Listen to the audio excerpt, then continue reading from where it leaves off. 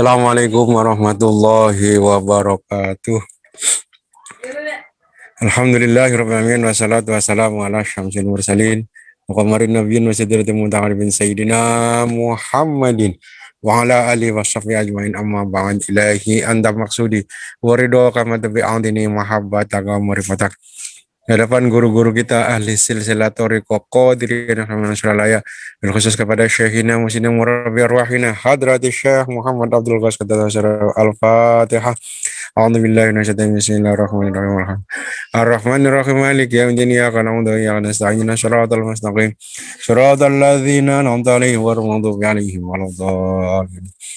Segenap para wakil talqin Syekh Mursyid yang hadir pada Munakib Online Sajrah kali ini, hari ini, yaitu diantaranya Pak Haji Anang Asyari, Pak Haji Mahya, Pak Kiai Haji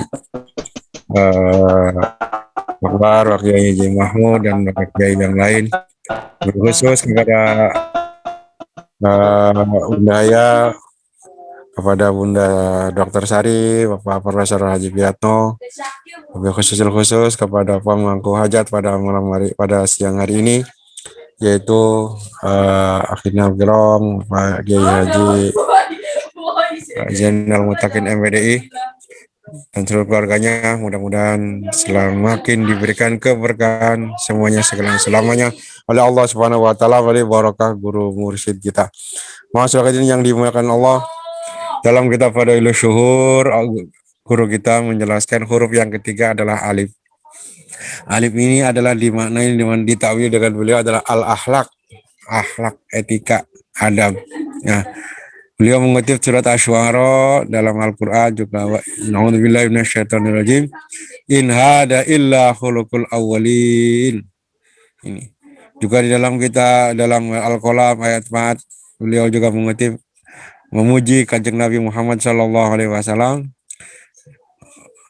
wa innaka la'ala khuluqin azim. Jadi Allah memuji Rasulullah sallallahu alaihi wasallam adalah dengan akhlaknya yang agung. Innaka la'ala khuluqin azim. Allah memuji Rasulullah bukan kecerdasannya, bukan keilmuannya, bukan keturunannya, tapi yang dipuji oleh Allah adalah khuluknya, akhlaknya. Innaka la'ala khuluqin azim. Sungguh engkau Muhammad adalah benar-benar mempunyai akhlak yang agung. Kenapa Rasulullah Shallallahu Alaihi Wasallam dipuji setinggi langit oleh Allah Subhanahu Wa Taala? Karena beliau adalah orang yang sangat berakhlak. Kalau di muka bumi ini siapa yang paling berakhlak adalah Kanjeng Nabi Muhammad Shallallahu Alaihi Wasallam. Ini kita bisa dengan beberapa riwayat. Nah, Rasulullah Shallallahu Alaihi Wasallam betapa akhlaknya kepada Allah Subhanahu Wa Taala. Sebelum beliau diangkat jadi Rasul, beliau pernah ditawari oleh Allah Subhanahu Wa Taala, ya Muhammad, ya, ditawari saking khidmatnya, saking hormatnya, saking tulusnya ibadah kepada Allah Subhanahu Wa Taala. Rasulullah pernah ditawari oleh Allah, ikhtar baina antakuna nabiyan au malikan. Wahai Muhammad, pilih wahai Muhammad, mau jadi nabi apa mau jadi raja. Ini yang nawarin Allah. Ikhtar baina antakuna nabiyan au malikan. Pilih Muhammad, apa kamu mau pengen jadi nabi apa pengen jadi raja. Ini tawaran ini datang kepada Allah Subhanahu wa taala kepada Rasulullah sebelum beliau diangkat jadi rasul. Apa jawaban dari Kanjeng Nabi Muhammad sallallahu alaihi wasallam ketika ditawari oleh Allah? Apa yang dipilih? Fakhtara ubudiyatan. Maka Rasulullah ternyata milih jadi hambamu. Ya Allah, saya nggak pengen jadi nabi, ya Allah. Saya nggak pengen jadi raja, saya hanya jadi pengen hambamu. Ini jawaban yang luar biasa. Ditawari oleh Allah Subhanahu wa taala, mau disuruh milih mau jadi nabi apa mau jadi raja. Ternyata ya hanya milih jadi hamba Allah. Merendah serendah-rendahnya di hadapan Allah Subhanahu wa taala. Maka ketika dia merendah justru diangkat derajatnya setinggi-tingginya oleh Allah Subhanahu wa taala. Ya. Wa ilal muntaha rufi'ta kariman wa sami'tan nida 'alaika salam Ya karimal akhlak, ya Rasulullah. Dalam tarhib. Ya. Wa ilal muntaha rufi'ta. Dan ke sidratul muntaha, wahai Muhammad, kamu diangkat. Kamu diangkat, kamu ditinggikan, naik setinggi-tingginya ke sidratul muntaha. Rufi'ta kariman, dimuliakan. Ya. Wasami'ta nida, dan kamu mendengarkan langsung pembicaraan panggilan dari Allah Subhanahu wa taala. Wa ya karimal akhlak, wahai yang akhlaknya mulia. Ini dalam tarhim sebelum menjelang subuh, di mana-mana banyak disampaikan. Ya, ini namanya tarhim. Ini menggambarkan betapa tingginya derajat Rasulullah Shallallahu Alaihi Wasallam. Kenapa beliau merendah sebenarnya di hadapan Rasulullah, Rasul di hadapan Allah Subhanahu Wa Taala. Merendah di hadapan Allah, justru derajatnya ditinggikan setinggi-tingginya oleh Allah Subhanahu Wa Taala. Innaka la'ala khuluqin adzim. Bahkan dalam satu riwayat Rasulullah Shallallahu Alaihi Wasallam, Allah dalam satu riwayat Allah memanggil Nabi Ibrahim. Ketika Nabi Ibrahim ditanya man ana man anta, wahai Ibrahim, siapa aku, siapa engkau? Nabi Ibrahim menjawab, anta Allah, engkau adalah Allah. Wa ana khaliluka, aku adalah kekasihmu ya Allah. Nabi Ibrahim menjawab, saya adalah khaliluka. Ketika Nabi Musa juga ditanya, man anta man ana, siapa aku, siapa engkau? Nabi Musa menjawab, engkau adalah Allah, wa ana kalimuka. Saya adalah orang yang maupun dikasih langsung dengan engkau ya Allah. Ketika Nabi Isa alaihissalam ditanya, man ana man anta, siapa engkau, siapa aku? Nabi Isa menjawab, man anta adalah Allah, wa ana ruhuka. Aku adalah ruhmu ya Allah. Ketiga Nabi ini menjawab dengan menjawab dengan memasukkan embel-embel. Nabi Ibrahim memang julukannya adalah Khaliluka, di hadapan Allah, ana Khaliluka. Nabi Musa memang Khalimullah, di hadapan Allah adalah ana Kalimuka. Nabi Isa adalah memang julukannya Ruhullah. Dan di hadapan Allah ana Ruhuka. Tidak salah.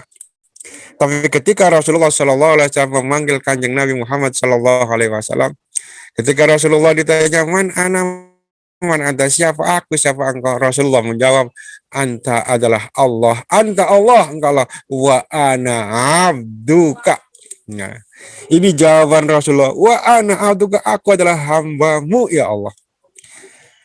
Rasulullah tidak mengatakan ana Rasulullah, ana habibuka, ana rasuluka, tetapi ana abduka, aku adalah hambamu. Ini jawaban yang luar biasa dari Rasulullah, sosok kanjeng Nabi Muhammad SAW, seorang yang sangat beradab ke hadapan Allah Subhanahu Wa Taala. Maka lihat dalam Al-Quran, tidak ada nama Muhammad dipanggil langsung oleh Allah Subhanahu Wa Taala. Tidak ada satu ayat pun yang Allah panggil Muhammad secara nama. Tidak ada. Allah dalam Al-Quran hanya menyebut 3 nama dan menyebut Rasulullah, memanggil Rasulullah. Satu adalah dipanggil dengan ya ayuhan nabi. Ya ayuhan nabi balik balik. Ya ayuhan nabi, wahai yang jadi nabi. Yang kedua, Rasulullah, Allah hanya memanggil Muhammad adalah ya ayuhar rasul. Wahai yang menjadi rasul. Yang ketiga adalah memanggil dengan abdihi. Memanggil Rasulullah dengan abdihi. Subhanalladzi asra bi abdihi. Nah, bi abdihi, enggak bi Muhammadin, enggak. Di dalam surat itu adalah Allah dalam Al-Quran hanya 3.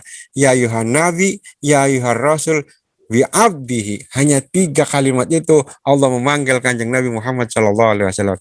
Ini apa? Karena saking hormatnya Allah kepada Rasulullah SAW, itu juga buah dari akhlak beliau kepada Allah Subhanahu Wa Taala. Kalau nabi-nabi yang lain Allah panggil nama saja. Allah pada Nabi Adam panggil nama dalam Al-Quran surat Al-Baqarah. Qulna ya Adam uskun anta wa zawjukal jannah wa kula minha ragadan haythu syi'tuma wa la taqrabu hadhihi syajarata fatakuna minadh dhalimin. Ya Adam, wahai Adam. Kepada Nabi Nuh, ya Nuh. Kepada Musa, ya Musa. Bahkan di dalam surat Al-Isra ini awal-awalnya Allah Subhanahu wa taala memanggil tiga, ya. Tiga ayat berturut-turut ini disebut oleh Allah Subhanahu wa taala. Surat Al-Isra. Ayat yang pertama, subhanalladzi asra bi abdihi. Maksudnya Kanjeng Nabi Muhammad sallallahu alaihi wasallam. Ayat yang kedua, Allah wa ataina Musal kitab wa ja'alnahu hudal li bani Israil. Ayat yang kedua. Ayat yang ketiga juga dzurriyatan man hamalna ma'anuh. Jadi Allah kepada nabi-nabi yang lain hanya memanggil nama, memanggil Musa, memanggil Nuh, ya Zakaria, ya Yahya, ya Musa. Tetapi kepada Rasulullah SAW tidak ada Allah panggil ya Muhammad. Enggak ada. Wahai Muhammad, enggak ada. Kalau ada Muhammad itu ada dalam tafsir saja. Ya. Kul, katakan, wahai Muhammad. Muhammad enggak disebutkan. Kul, huwallahu ahad. Ya, enggak ada. Jadi hanya tiga kalimat yang disampaikan oleh Allah kepada Rasulullah dalam Al-Quran. Ya ayuhan Nabi, ya ayuhan Rasul adalah bi abdihi. Inilah karena ketinggian akhlak daripada Kanjeng Nabi Muhammad SAW. Inilah yang diangkat oleh guru kita. Bahwa kita bertasawuf ini adalah akhlak. Ya, akhlak, inti daripada tasawuf adalah akhlak, supaya kita menjadi berakhlak. Berakhlak kepada Allah, berakhlak kepada guru, berakhlak kepada sesama manusia, kepada terutama ikhwan, berakhlak kepada lingkungan dan semua makhluk Allah Subhanahu wa taala. Nah, maka dipuji oleh Allah Subhanahu wa taala Rasulullah, innaka la'ala khuluqin adzim. Begitu pula guru-guru kita. Ya, Abah Sepuh dipilih oleh Syekh Tolha menjadi penggantinya. Kenapa? Karena Abah Sepuh adalah yang paling berakhlak di antara murid-murid Syekh Tolha. Abah Sepuh juga Abah Anom dipilih oleh Abah Sepuh bukan karena beliau anaknya, tapi karena beliau Abah Anom paling berakhlak di antara murid-murid Abah Sepuh. Begitu pula dengan guru kita yang sekarang, Abah Awas. Dipilih oleh Abah karena beliau paling berakhlak di antara murid-murid Abah Anom. Ini disaksikan oleh almarhum sekretaris pribadi Abah Anom, Bapak Kiai Haji Dr. Anas Yusuf Amjah.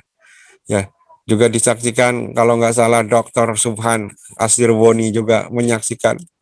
Abah Anom dengan mulut beliau, dari lisan beliau keluar bahwa Awas adalah murid yang paling berakhlak di antara murid-murid Abah Anom.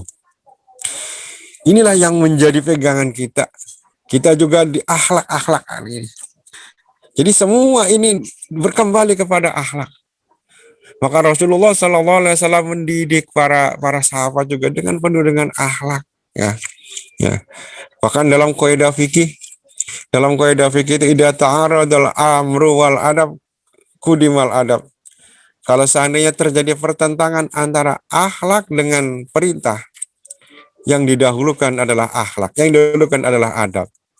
Satu sisi ada perintah, tapi satu sisi juga kurang ada adab, maka yang didahulukan adalah adab. Inilah yang sering diceritakan dalam beberapa hadis.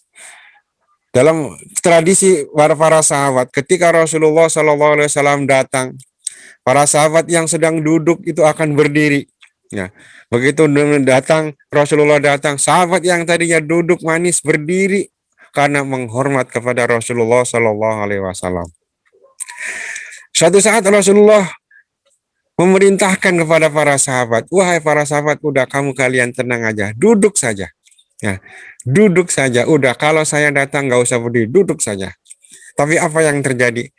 Sahabat tetap, meskipun Rasulullah menyuruh duduk, tapi sahabat Rasulullah tetap ketika Rasulullah adalah datang, para sahabat tetap berdiri. Kenapa? Karena itu akhlak, karena itu adab. Seorang Rasulullah datang tidak mungkin hanya diam duduk manis, pasti harus berdiri. Meskipun perintahnya adalah suruh duduk. Ya. Tetapi akhlaknya, adabnya tetap harus berdiri. Inilah akhlak kita kepada guru kita juga sama. Ya. Akhlak kepada orang tua juga sama. Ketika ada orang yang lebih tinggi daripada kita datang ke rumah kita, kita harus menyambut, kita harus berdiri. Ya. Berdiri untuk menyambut, menghormat kepada orang yang lebih tinggi daripada kita. Ini pernah terjadi Nabi Yusuf alaihi salam eh, ketika beliau menjadi gubernur di Mesir. Nabi Yakub datang. Nabi Yakub datang untuk menemui Nabi Yusuf. Apa yang terjadi? Nabi Yusuf duduk manis di singgasananya. Nabi Yusuf tidak berdiri menghormat kedatangan orang tuanya. Meskipun itu adalah rakyatnya. Oke, Nabi Yusuf pada waktu itu menjadi pemimpin, menjadi seorang raja, menjadi seorang gubernur di Mesir. Tapi yang datang ini adalah orang tuanya, bapaknya Nabi Yakub. Nabi Yusuf tidak mau berdiri. Maka apa yang terjadi? Maka Nabi Yusuf dihukum oleh Allah Subhanahu wa taala. Karena tidak hormatmu kepada bapakmu, wahai Yusuf. Tidak mau kau berdiri menghormat kedatangan Nabi Yakub, maka aku hukum. Tidak ada keturunanmu yang menjadi nabi. Maka di dalam sejarah tidak ada nabi yang keturunan dari Nabi Yusuf. Itu semuanya karena tidak hormat, kurang hormat. Tidak mau berdiri ketika Nabi Yusuf datang ke singgasananya, ke keratonnya. Ini jadi perhatian kepada kita semua. Ya. Dan guru kita mengingatkan, kita adalah berakhlak, terus berakhlak kepada Allah, berakhlak apalagi kepada guru, kepada guru dan kepada semua ikhwan. Nah, dan guru kita dalam kitab Fadlul Yusuf menjelaskan wal ilmu alladzi yadullu ala dzalika huwa ilmu tasawuf wa ta'allum hadzal ilmi fardu ainin syar'an idla yahlu ahadun min aibin aw maradin qalbiyyin aw min wafaqatin madun illal anbiya alaihi salatu wassalam. Maka guru kita menjelaskan supaya kita menjadi orang yang berakhlak, mempunyai kita orang yang beradab di hadapan Allah, di hadapan Rasul, di hadapan guru kita, di hadapan para ikhwan dan semua manusia, semua makhluk. Dan ilmu yang menunjukkan supaya kita menjadi orang yang berakhlak adalah ilmu tasawuf, kata apa? Ya. Wal ilmu alladzi yadullu ala dzalika huwa ilmu tasawuf. Wa ta'allumu hadzal ilmu fardhu, dan mempelajari masuk ke dalam ilmu tasawuf ini adalah hukumnya fardu ain syar'an salah syarat. Setiap kita manusia, setiap ikhwan, setiap orang muslim wajib mempelajari ilmu tasawuf, wajib punya guru mursyid. Kenapa? Idza yahlu ahadun min aibin aw maradin qalbin, karena setiap seseorang tidak akan terlepas dari cacat, dari penyakit hati, dan kadang-kadang cocok dengan hal yang dilarang oleh Allah Subhanahu wa taala. Semua kita punya kekurangan. Ya, semua kita punya aib, punya kekurangan. Ya, kecuali para nabi. Lah karena kita ini pada dasarnya semua manusia punya aib, punya kekurangan, punya penyakit hati, maka wajib hukumnya mempunyai guru mursyid yang menunjukkan jalan supaya kita dibersihkan hati kita oleh Allah melalui jalan-jalan yang ditunjukkan oleh Kanjeng Nabi Muhammad SAW. Maka alhamdulillah kita semua sudah punya guru mursyid, punya guru yang menunjukkan untuk kita menjadi orang yang berakhlak. Kita sudah dikasih caranya, sudah dikasih amalannya. Ya. Kita sudah bisa dikasih caranya bagaimana untuk membersihkan hati, untuk membuang sifat-sifat jelek, ya, menutupi kekurangan kita. Semua udah bisa. Dan kita sudah punya panutan.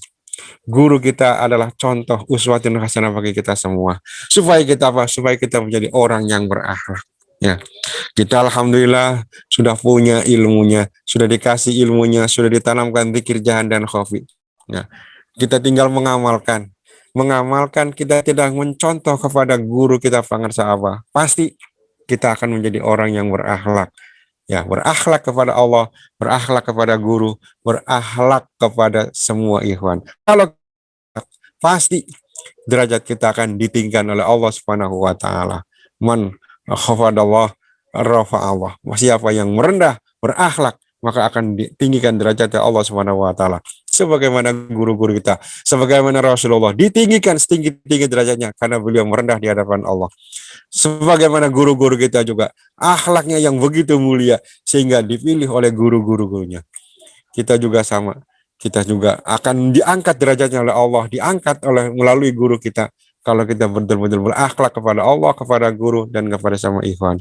Mudah-mudahan kita selalu diberikan dari guru-guru kita selalu bisa mengamalkan istiqomah yang diamalkan oleh guru kita mengikuti lahir dan batin, biar kita semua di samping terbawa, kita juga diangkat derajatnya oleh Allah menjadi orang yang berakhlak di dalam dunia bersama dengan guru-guru kita. Amin ya rabbal alamin. Allahu a'lam. Assalamualaikum warahmatullahi wabarakatuh.